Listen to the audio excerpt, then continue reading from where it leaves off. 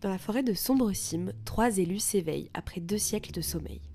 Ils s'attendent à des retrouvailles joyeuses mais ne trouvent qu'une forêt déserte, une grotte et son monstre, ainsi qu'une garde quelque peu remontée.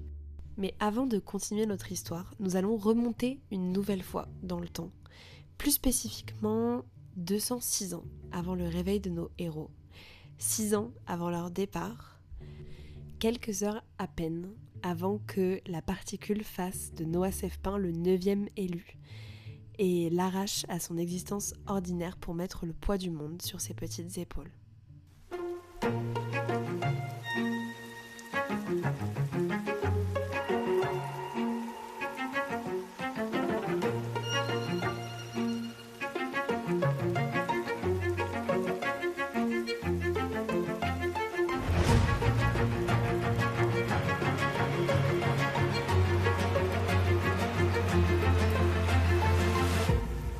Le mystère de Sombre-Cime, épisode 4, début et fin.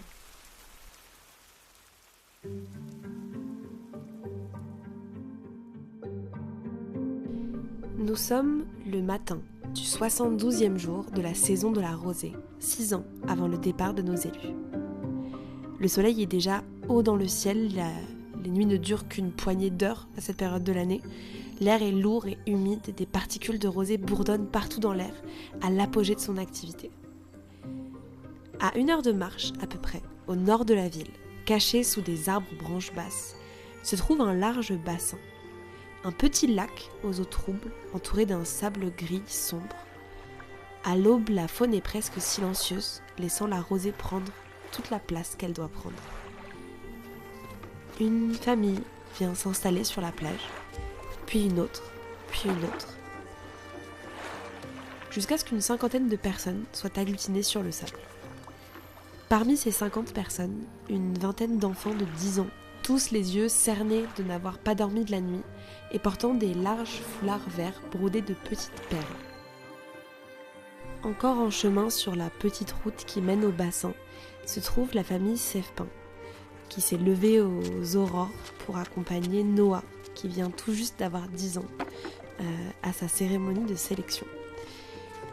Tu as toute ta famille avec toi, tu marches sur ce chemin en direction de la plage. Je vais me cacher dans un arbre. Ok, parfait. Fais-moi un jet actif, s'il te plaît.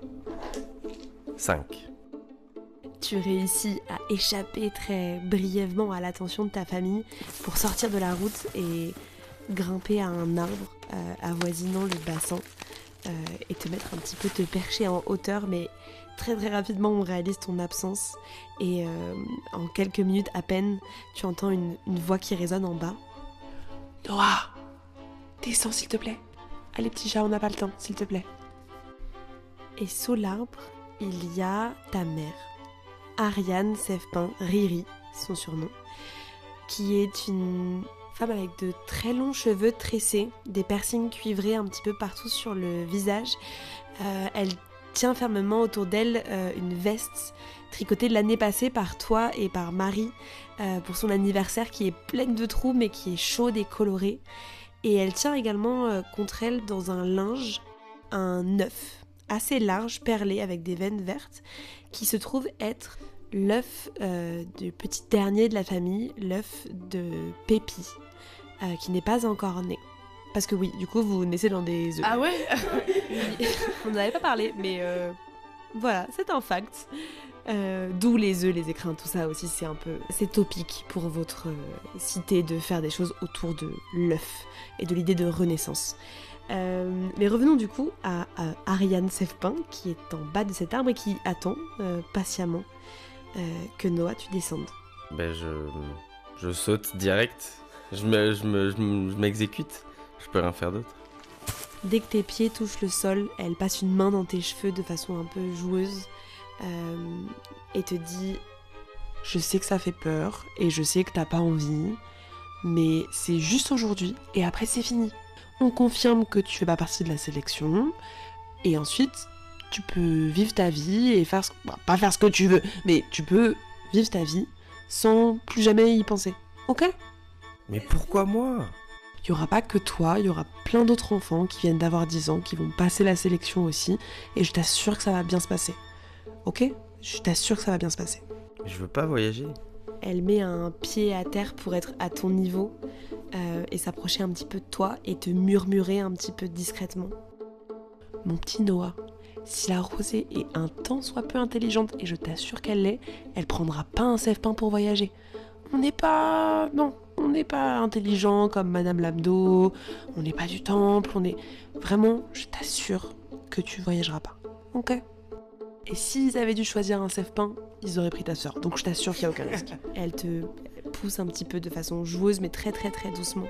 Juste histoire de détendre un petit peu l'atmosphère. Bon, d'accord. Elle te prend la main et vous rejoignez le reste de ta famille, qui du coup est à l'époque composée de ton père, ta mère, Marie, qui du coup a déjà 15 ans, et Ondine, qui a 2 ans de moins que toi. Pour l'instant, c'est juste vous 5, en plus de du coup l'œuf de Pépi qui n'a pas encore éclos. Vous arrivez sur la plage où toutes les autres familles sont déjà installées sur le sable et attendent que la cérémonie commence.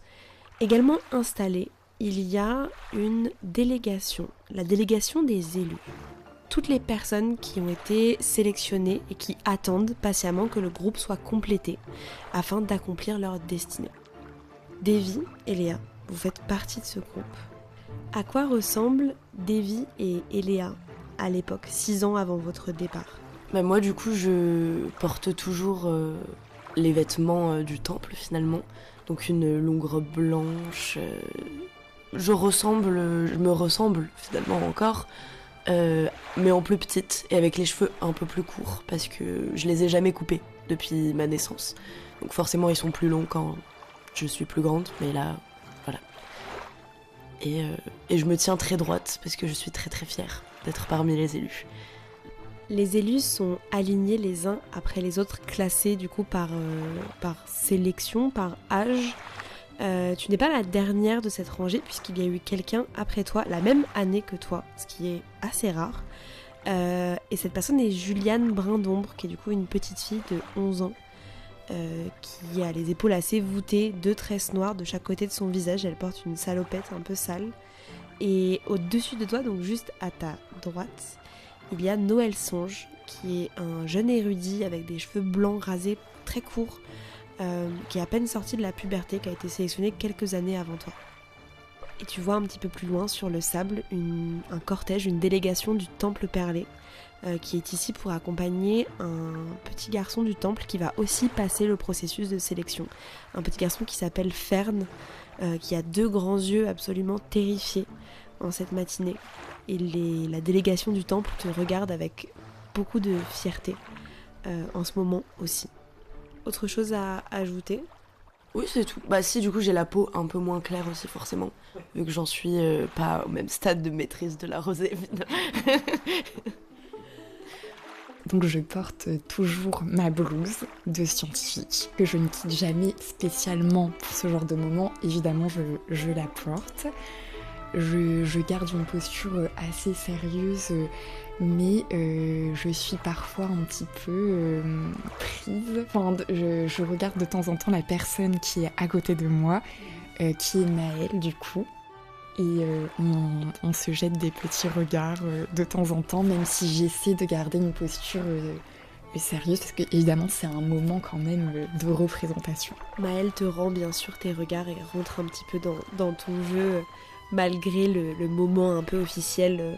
Il y a une cérémonie par saison, donc voilà, c'est pas non plus un événement exceptionnel en soi.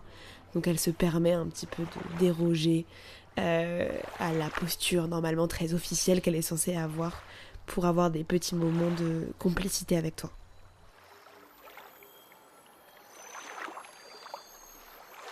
Dans un silence total, tour à tour, les enfants s'avancent vers le bassin et marchent jusqu'à être complètement submergés dans ces eaux.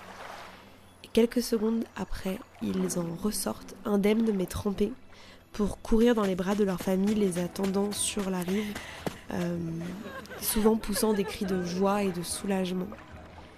Parmi ces enfants, il y a donc le petit garçon du temple qui s'appelle Fern. ses yeux verts terrorisés tremblent comme une feuille quand il rentre dans les eaux du bassin. Et cette vision, Eléa, te ramène à ta propre sélection, 1 an plus tôt. La forêt était froide et les eaux du bassin presque gelées, tout l'inverse d'aujourd'hui et de cette chaleur intense. Les grands initiés avaient dû passer la matinée à casser la surface du bassin pour que vous puissiez vous y baigner. Qu'est-ce qu'Eléa retient de la journée de sa sélection ? Ce que je ressens d'abord quand je pense à cette journée, c'est l'effervescence qui régnait dans le temple. L'excitation de tous mes aînés, de mes maîtres et maîtresses, et le mélange de fierté et de pression que je ressentais à ce moment-là. Je me rappelle que j'avais vraiment envie que ce soit moi. J'avais l'impression que c'était important, que c'était ce qu'on attendait de moi. Et ça, c'est ce dont je me souviens du début de ma journée particulièrement. Je me rappelle très peu du bassin, du moment où je suis entrée dedans. J'étais pas vraiment dans mon corps. En plus, il faisait super froid. C'était horrible. Et puis j'étais presque en transe avec toute cette attente derrière. Et puis j'ai quelques petits flashs de la fin de la journée, des célébrations, des conversations avec mes aînés, surtout avec Lise, de tout ce qu'on m'a expliqué, toutes les informations que j'ai dû rentrer dans ma petite tête en une journée. Ça n'a pas marché, spoiler. Je me souvenais pas de tout. Et je me rappelle que j'étais épuisée à la fin de la journée, mais extrêmement fière. Noah, c'est bientôt ton tour. Tu vois la fille avant toi ressortir du bassin, ses longs cheveux gris collés contre ses joues, les larmes de joie se mélangeant aux eaux du bassin. Et il y a une vieille dame du temple qui a les genoux dans l'eau et qui te fait signe d'avancer et t'offre sa main. Qu'est-ce que tu fais ? Je la prends pas, ça c'est sûr. Je prends pas sa main. Je la regarde désemparée, la dame. J'essaye de marcher à reculons pour ne pas me confronter à ça. Mais je pense que très rapidement, il y a des mains derrière moi qui me poussent à aller vers le bassin. Tu fais quelques pas en arrière et tu butes contre quelqu'un et en te retournant, tu vois ton père, Roncesvalles Pin. Un homme grand et très fin avec une moustache très délicate, blanche, qui descend sur la commissure de ses lèvres et des yeux très clairs. Une moustache dont il prend un soin très particulier, mais en privé pour garder l'illusion de quelque chose de naturel. Et il se trouve juste derrière toi quand tu recules. Il s'agenouille, te serre très fort dans ses bras, passe son pouce sur ta joue. Ça va aller, c'est 1 minute de ta vie. Et après, c'est fini pour toujours. Ok ? Et il t'accompagne aussi loin qu'il le puisse, jusqu'au bord du bassin, en te tenant par la main et en te poussant doucement vers les eaux. Il y a toujours la femme du temple qui te propose sa main. Est-ce que tu la prends ou est-ce que tu avances tout seul ? J'avance tout seul, mais des genoux très très lourds. Du mal à respirer. Tu avances dans le bassin. L'eau est chaude, presque brûlante, et tu sens qu'elle s'immisce immédiatement dans tes vêtements. Tu continues d'avancer, l'eau t'arrive rapidement aux épaules et tu te sens perdre pied. L'eau est juste sous tes narines quand tu sens le sol qui disparaît sous toi et tu te retrouves entièrement immergé dans l'eau. Tu sens un picotement dans tes doigts et tes orteils, mais rien de particulier, juste l'eau chaude et le bruissement des courants autour de toi. Je remonte vite, plus vite que je peux.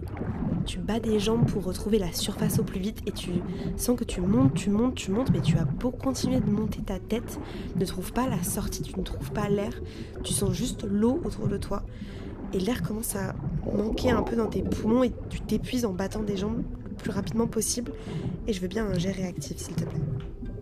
11. un courant brutal te percute de plein fouet et tu es propulsé vers la surface. En un fragment de seconde, tu passes des eaux troubles du bassin à un air pur et frais et tu prends une grande bouffée. Tu es sorti des eaux, visiblement sain et sauf. J'atterris sur la berge. Tu ouvres les yeux, tu regardes où t'es. Ouais, je veux bien voir aussi.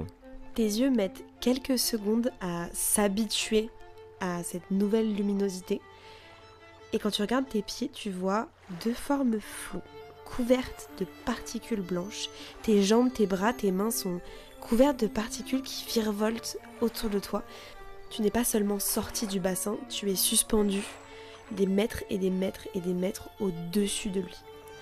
Tu entends des murmures et des exclamations sous toi, un cri étouffé et un corps tombant sur le sable, suivi d'un attroupement affolé. J'imagine que c'est ma famille, c'est ma mère. De là où t'es, c'est très compliqué de voir, mais tu peux essayer si tu le souhaites. Non, j'ai juste envie de crier de rage et de me débattre pour essayer de me défaire de cette entité qui me possède, me contrôle, me tient au-dessus des airs comme ça. Ok, je veux bien un jet de rosée, s'il te plaît. 7. La particule t'obéit immédiatement.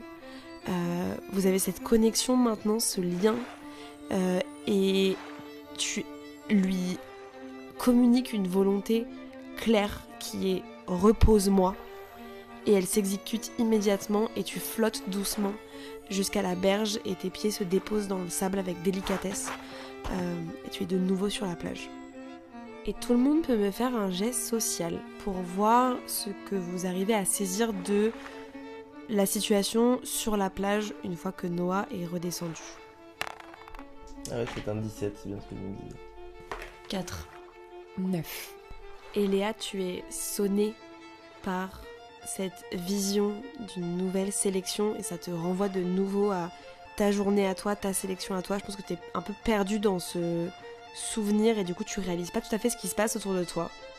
Davy, toi qui as bien les pieds sur terre, tu vois tout ce qui se passe une fois que le corps de Noah est suspendu en l'air, indiquant sa sélection pour le voyage.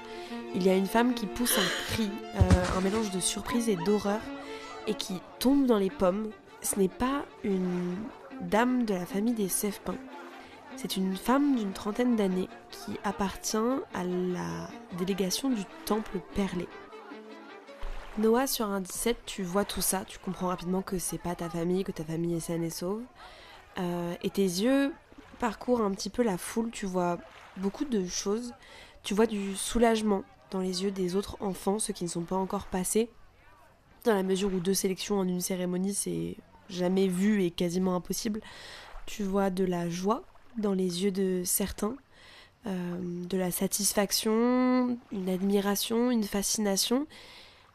Très vite, tu captes aussi des regards assez méprisants, avec des airs de dégoût ou de frustration. Et la plupart de ces regards sont au sein des personnes du temple.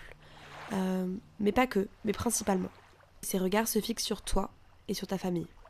Pour ce qui est de la réaction de ta famille, je vais te laisser la main sur ça, si c'est ok. Je pense que mon père est déjà parti. Il n'était pas en accord du tout avec ce qui se passait.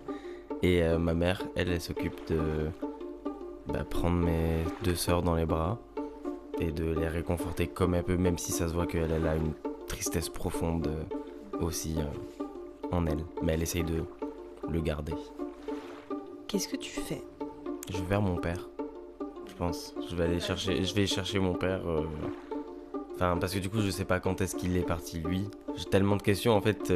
Qu'est-ce que ça veut dire pour moi ? Qu'est-ce qui m'attend après ? Tu quittes la plage et la dame du temple qui avait ses genoux dans l'eau, qui s'occupait de faire la cérémonie, commence à sortir de l'eau assez rapidement et à te courir après. Petit garçon, non, reviens, attends, c'est pas fini. Et alors qu'elle commence à te courir après pour t'empêcher de partir, ta mère et Marie se placent sur son chemin, les bras croisés, pour lui bloquer le passage et pour te laisser ce moment avec ton père, que tu retrouves assez rapidement, qui était juste appuyé contre un arbre, un petit peu à l'entrée de la forêt. Et il a juste le regard dans le vide et il a l'air complètement tétanisé, juste pas là, quoi. En fait, j'ai bien envie de lui dire quelque chose, mais je saurais pas quoi lui dire, parce que je suis tellement triste de le voir comme ça. Je vais me coller à lui. Quand tu viens te coller à lui, il a comme un sursaut, comme un réveil. Et immédiatement, tout son corps se met en mouvement et il commence à parler très vite et très fort et à te prendre un petit peu par les épaules.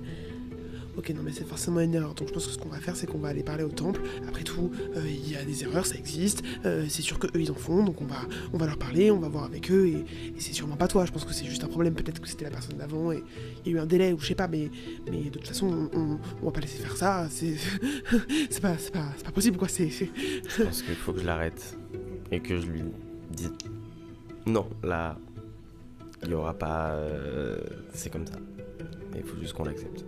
Tu l'interromps et tout son corps se fige.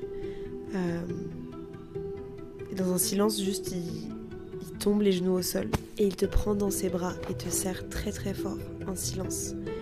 Avant de se relever, essuyer ses larmes et te prendre par la main pour te ramener au bassin.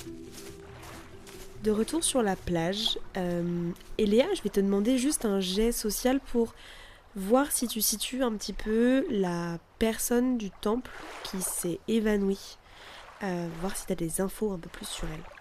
C'est quelqu'un du temple, donc tu fais ton jet avec avantage, tu jettes 2 fois ton dé et tu prends la valeur la plus haute.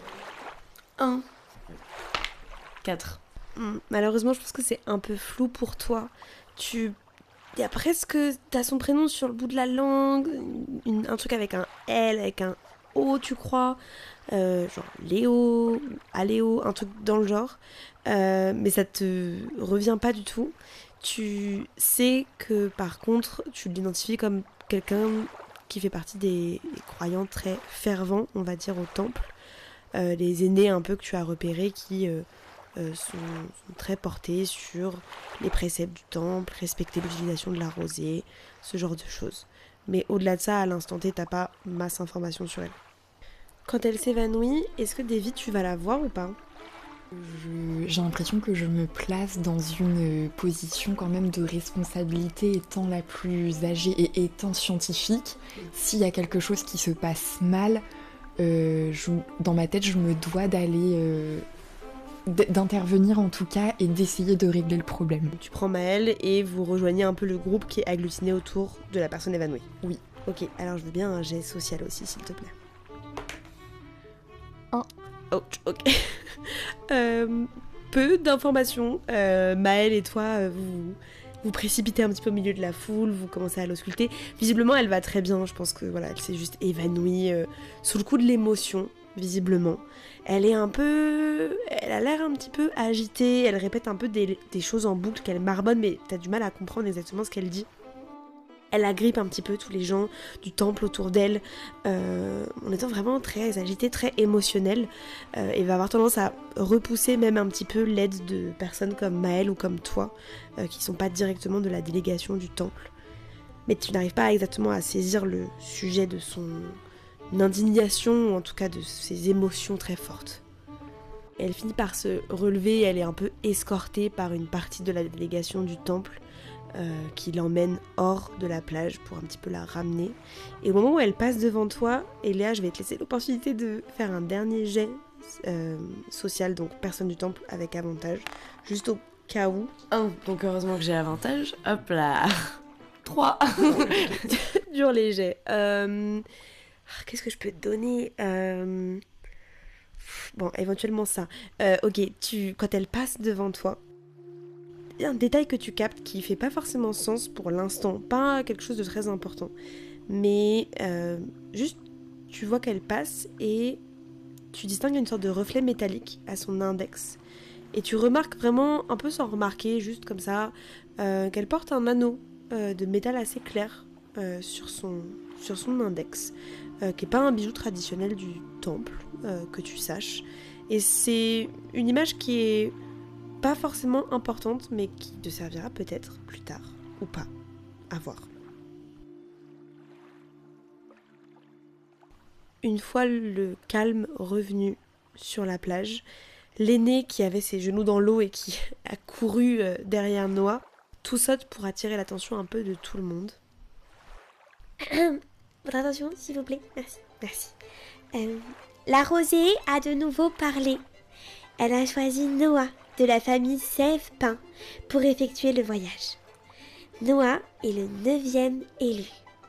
Noah va prendre ta place auprès de tes confrères et consoeurs afin que la cérémonie puisse être terminée. S'il te plaît. Je m'empresse. L'aîné pousse un léger soupir de soulagement avant de continuer.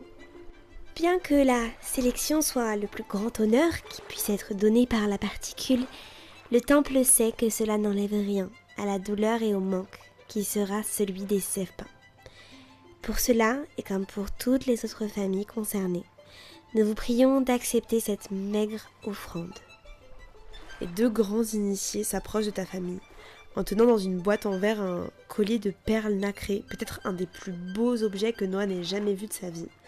Et la boîte est présentée à tes parents en s'inclinant. Et je veux bien que toi tu me décrives comment ta famille réagit. Je pense qu'ils l'acceptent, mais ils n'en ont pas grand intérêt. À la limite, ils le prennent, ils le mettent par terre et en partant de la cérémonie, ils l'oublient, quoi. C'est pas leur plus grande perte d'aujourd'hui. Ouais, ok, je vois. Ta mère tend l'œuf de Pépi à ton père, s'approche des initiés, prend la boîte, elle plonge son regard dans ceux de l'aîné et se tourne légèrement sur le côté et lâche la boîte qui tombe dans le sable. Et elle tourne les talons ensuite pour le laisser là et quitter la plage. Toutes les familles commencent à quitter le bassin et la plage se vide progressivement. Les élus restent en place jusqu'à la fin. Et pendant que la plage se vide et que progressivement la cérémonie se termine, Maëlle tapote sur ton épaule Davy. 9 élus. Tu sais ce que ça veut dire?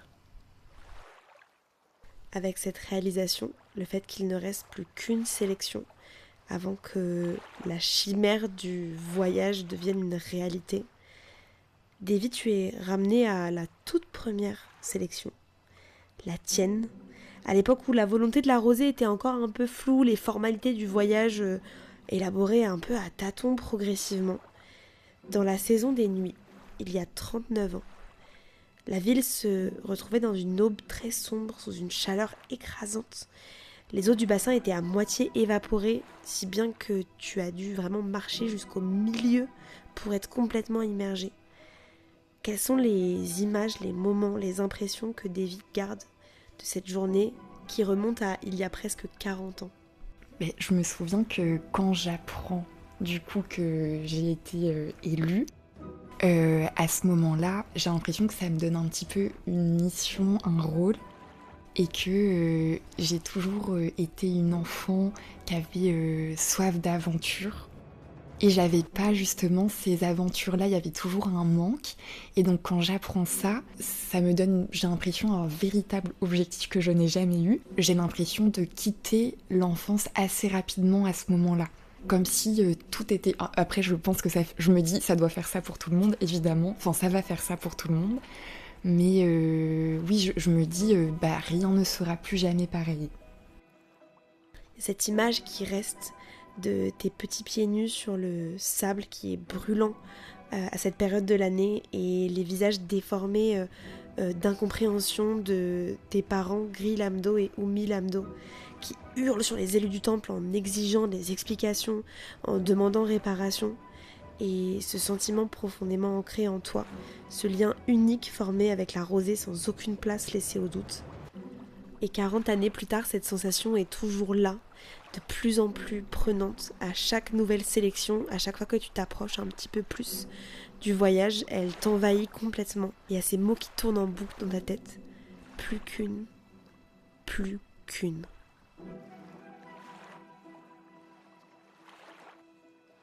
On va avancer un petit peu pour arriver vers la fin de journée. Noah, à quoi ressemble la fin de la journée pour les Sève-Pin? Je pense que ça va être une journée d'un ordinaire triste. C'est s'occuper des bêtes, s'occuper du champ et aussi m'occuper un peu de l'œuf. Est-ce qu'il y a des consignes particulières pour garder un œuf, à part le couver? Waouh, quelle très bonne question que j'ai complètement anticipée. Je pense que juste il y a cette notion qu'il doit toujours être porté par quelqu'un de la famille, ou en tout cas dans les bras au chaud, dans un linge, autant que possible, y compris la nuit. Et après, ce que tu veux, tu peux improviser, rajouter. Lui donner beaucoup d'amour. Du coup, je pense que juste je lui fais un gros câlin. Pour essayer de te forcer à pas trop travailler, la famille continue de te mettre l'œuf dans les bras. Et je veux bien que tu me fasses un geste social, s'il te plaît. 8. Tu passes une bonne partie de ta journée avec l'œuf dans les bras, et au bout d'un moment, tes pas te mènent un peu naturellement au bord d'un petit étang, qui est un endroit où tu aimes passer beaucoup de temps, un endroit où tu emmènes ta petite sœur Ondine et parfois ta grande sœur Marie. Et tu es seule pour la première fois de la journée, il y a ce moment un peu de suspension, seule avec l'œuf de Pépi serré contre toi. Et au bout d'un moment, un petit oiseau, un petit chantefeuille avec ses plumes feuilletues, avec ses plumes de feuilles, commence à tournoyer autour de toi, vient se poser au-dessus de ta tête et te donne des petits coups de bec qui font un peu mal mais qui sont presque mignons. Et glisse le long de ton bras pour aller se placer juste au-dessus de l'œuf. Et au moment où ses griffes effleurent la surface, l'œuf commence à craqueler. Un peu au début, juste au-dessus, et puis progressivement sur les bords et en dessous, il y a ce liquide un petit peu ambré qui commence à en sortir. Qu'est-ce que tu fais ? Pépi est normalement sur le point de naître, donc c'est pas une catastrophe que ça soit ouvert tout de suite, mais c'était pas forcément prévu et t'es tout seul. Même si c'est pas une catastrophe, je pense que je me dépêche. Quelque chose de plus grand que moi arrive. Tu commences à courir, tu vois à travers l'œuf qui a commencé à éclore vraiment, un œil qui te fixe et des petits doigts qui commencent à passer. Ce soir-là, Pépi naît en sécurité à la ferme, tu arrives à l'amener à temps, tout va bien. Qu'est-ce qui se passe dans la famille Seffin ce soir-là ? Euphorie. Direct. On est tous ultra heureux. Et... je sais pas, juste je pense qu'on a tendance à oublier ce qui s'est passé la journée même, tellement la nouvelle est incroyable en fait. Trop chouette. Il y a une sorte de décision mutuelle silencieuse qui est prise par toute la famille d'essayer de profiter de chaque instant au maximum. On va traverser l'Orée pour aller de l'autre côté, au niveau de la Tour des Sciences. Davy, qu'est-ce que tu fais après la sélection ? Donc Maëlle dort chez moi après chaque cérémonie et on a un petit rituel où on reparle un petit peu, on fait un point sur... du coup là, donc on parle évidemment beaucoup de Noah et on fait un petit point, on met tout à jour, on en discute et puis bien sûr après on passe un petit moment ensemble. Vous prenez ce moment, vous vous endormez dans les bras l'une de l'autre et tu te réveilles en pleine nuit sur la pile de matelas qui te sert de lit et ce lit est vide. Un vent chaud rentre par la fenêtre ouverte, toujours ouverte, et du coin de l'œil tu vois Maëlle penchée sur ton bureau sur un carnet en gribouillant des choses, arqué dos à toi. Ça m'inquiète de la voir comme ça, je me réveille un petit peu en sursaut. Et je m'interroge immédiatement sur ce qu'elle fait parce que j'ai pas l'habitude de la voir justement un peu en transe, enfin pas en transe, mais de la voir autant habitée parce que c'est quand même quelqu'un d'assez calme, d'assez posé. Qu'est-ce que tu fais ? Dès que tu l'approches, elle ferme le carnet qu'elle repousse de sa main. Elle se tourne vers toi, caresse ton bras et très très doucement te dit c'est juste des petites choses auxquelles j'ai pensé dans la journée, rien de très important. On va se coucher ? On retourne se coucher ? Je suis toujours... je m'interroge toujours sur ce qu'elle fait parce que c'est un comportement que j'avais jamais trop vu chez elle, mais je suis quand même contente qu'elle soit là et donc je me dis peut-être qu'on pourra en reparler demain et je lui dis oui, allons se coucher. Est-ce que le lendemain ou les jours suivants tu la réinterroges dessus du coup ? Non, mais avec l'idée quand même, je garde en tête ce que je viens de voir. Ok, ça marche. De toute façon, assez rapidement, avec cette cette pénultième sélection, les choses commencent à s'accélérer, le travail va commencer à devenir de plus en plus intense. Et c'est aussi le moment où il commence à y avoir des petites discordes, des moments de dissociation dans votre relation. C'est le début un petit peu des disputes et de tout ce qui va mener progressivement à votre séparation. Donc je pense que le sujet revient pas sur la table, mais cette vision de Maëlle penchée, un peu frénétique, sur son carnet en plein milieu de la nuit, reste avec toi assez longtemps. Eléa, après la cérémonie, tu es appelée par ta mentor, Lise, qui prend un moment pour discuter avec toi et te dit avec un air très sérieux: Nous ne pensions pas que les choses iraient aussi vite. Le voyage peut avoir lieu à tout moment à présent. Il va falloir qu'on accélère un peu le rythme. Eléa, je vais vous demander d'aller chercher vos affaires. Vous allez à présent vivre dans les quartiers des aînés. Une chambre sera libérée pour vous dans l'après-midi. Je vais prendre en charge votre entraînement de façon plus intense à partir de maintenant. Et je vous prierai de me considérer comme votre allié et comme une amie avant tout. Tu vas chercher tes affaires et tu emménages le soir même dans ta nouvelle chambre, bien plus spacieuse que l'ancienne. Et surtout, tu dors seule, pour la première fois de ta vie. Est-ce que tu dors profondément? Est-ce que tu dors pas du tout? Est-ce que tu dors un peu? Comment se passe cette première nuit dans le quartier des aînés? Il s'est quand même passé beaucoup de choses aujourd'hui. Malgré le fait que j'étais dans ma zone pendant pendant la sélection, j'ai quand même remarqué qu'il y avait du remue-ménage, et surtout que le temple avait l'air inquiet, chose qui est assez rare. En tout cas sur le chemin du retour, j'ai compris ça, puis surtout je suis là, tout d'un coup j'ai changé de chambre. Donc ça m'étonnerait quand même que je dorme très profondément. Je dois être fatiguée, car je ne suis que d'enfant. Mais ça m'étonnerait que je dorme très profondément, parce que je suis très agitée et je pense que j'ai un peu peur de dormir toute seule. Du coup. Même si je suis fière, mais j'ai peur. Il y a un truc en particulier qui t'empêche de dormir, il y a un truc sur lequel ton esprit se focalise. C'est l'inquiétude du temple et tous ces honneurs qu'on me donne, tout à coup. Couplé à cette inquiétude, en fait d'habitude j'aurais pris ça sans me poser de questions, mais comme il y a cette effervescence et cette inquiétude autour, ça me pose question, au lieu de juste accepter tout l'honneur qu'on me donne. Ok. Tu mets un peu de temps à t'endormir, et assez tardivement, je dirais au milieu de la nuit, tu dors pas encore, et tu entends des voix dans le couloir, à proximité de ta chambre. Des voix qui pour l'instant sont indistinctes. Des murmures. J'essaye de me rapprocher discrètement de la porte. Ok, je veux bien un jet actif, la difficulté c'est très faible, c'est 5. 5. Tu t'approches de la porte, tu entends 3 voix, tu n'arrives pas à distinguer les mots. Une voix est profondément nerveuse, tandis que les 2 autres sont un peu plus calmes. Et l'épaisseur de la porte t'empêche de vraiment comprendre ce qui est dit. Si tu veux entendre mieux, tu peux aller dans le couloir ou utiliser la rosée aussi. En fait, c'est pas juste pour flexer que je veux utiliser la rosée, c'est aussi que j'ai envie d'entendre ce qui se passe, mais je suis aussi terrifiée à l'idée de faire une bêtise. Donc, je me vois mal prendre le risque d'aller dans le couloir, mais j'ai vraiment très très envie de savoir. Mais j'ai peur. Allez, j'utilise 2 points d'harmonie. 14. La difficulté c'était 10, donc t'es au-dessus. Décris-moi ce que tu fais. J'emploie la même technique que, je ne le sais pas encore, j'emploierai bientôt avec ce petit gueux là-bas.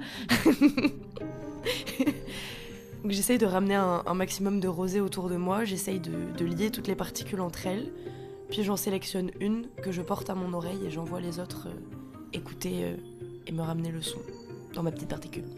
Tu pousses doucement la porte, qui, à ton plus grand plaisir, ne grince pas, et tu laisses les particules se glisser dans le couloir. Tu entends 3 voix, et tu entends des bribes de conversation. Et parmi ces 3 voix, il y en a une qui te frappe plus que les autres. Et à ce moment-là, le nom et le visage et tout te revient et il s'agit de la voix de la personne qui s'est évanouie sur la plage, qui est une aînée assez jeune puisqu'elle n'a que 35 ans, du nom de Cléo.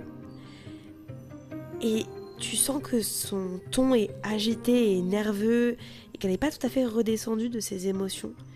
Et les bribes de conversation que tu entends sont celles-ci. Il est déjà trop tard. Il faut agir avant. On y est presque. Il ne nous manque que D'accord, mais combien de temps? 10 ans maximum. Et des bruits de pas qui s'éloignent. La conversation continue mais le groupe se déplace. Bon, de toute façon, j'arrive pas à dormir et ça me stresse, donc je vais essayer d'y aller, de les suivre. Ok, j'ai actif s'il te plaît, difficulté 15. 18. Ok, incroyable. Tu avances dans le couloir en essayant de faire le moins de bruit possible, tu suis les voix vers l'arrière du quartier des aînés, un espace dans lequel tu n'as jamais mis les pieds auparavant. Et les pas s'arrêtent, tu t'arrêtes aussi. De là où tu es, tu peux distinguer les 3 ombres sur le mur projetés par les lampes arrosées qui sont accrochées au mur, mais pas exactement des visages ou des silhouettes précises. Et une des 2 voix inconnues chuchote: aie confiance Cléo, on va y arriver, et bientôt, je t'assure. C'est un beau sujet, avec des beaux résultats. Il vaudrait mieux. Sinon, qui sait ce qui pourrait arriver? Je vais repasser par ma chambre rapidement. Allez-y, je vous rejoins. Tu entends des bruits de pas qui, cette fois, viennent vers toi. Mais comme tu as fait un très très beau jet actif, je vais te laisser juste glisser contre le mur et rester dans la pénombre, alors que la silhouette de Cléo passe littéralement devant toi, sans réaliser que tu es là. Ton œil est toujours fixé sur les 2 ombres au mur. Tu entends un mécanisme qui s'enclenche, un glissement et des roues tournant, un flash de lumière qui te force à fermer les yeux. Et quand tu les ouvres, les ombres sur le mur ont disparu et le couloir est vide. T'as beau faire des allers-retours, tu ne vois aucune porte, aucun endroit par lequel ils auraient pu partir. Tu rejoins ta chambre et tu entends les mots de Cléo qui tournent dans ta tête. Sinon, qui sait ce qui pourrait arriver? Sinon, qui sait ce qui pourrait arriver?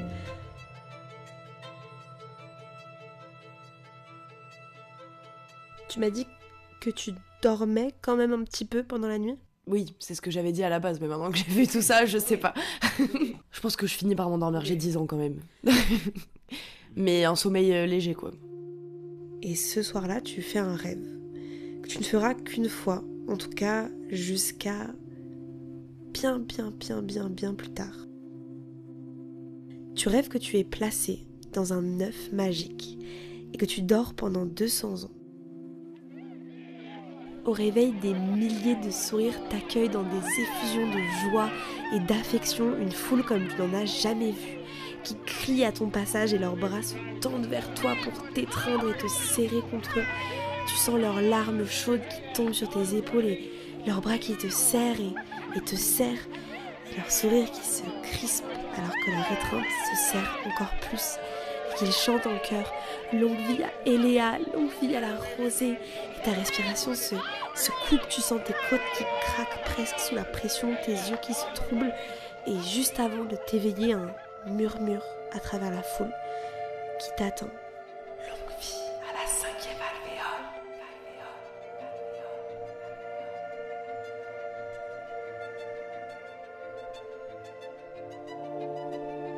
C'était l'épisode 4 du Mystère de Sombre Cime, une nouvelle aventure improvisée par les contes de la table basse.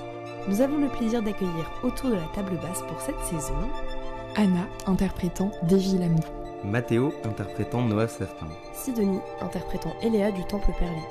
Avant d'écouter les épisodes, n'hésitez pas à consulter les triggers et content warnings et à nous signaler si nous en avons oublié. Merci et bonne écoute.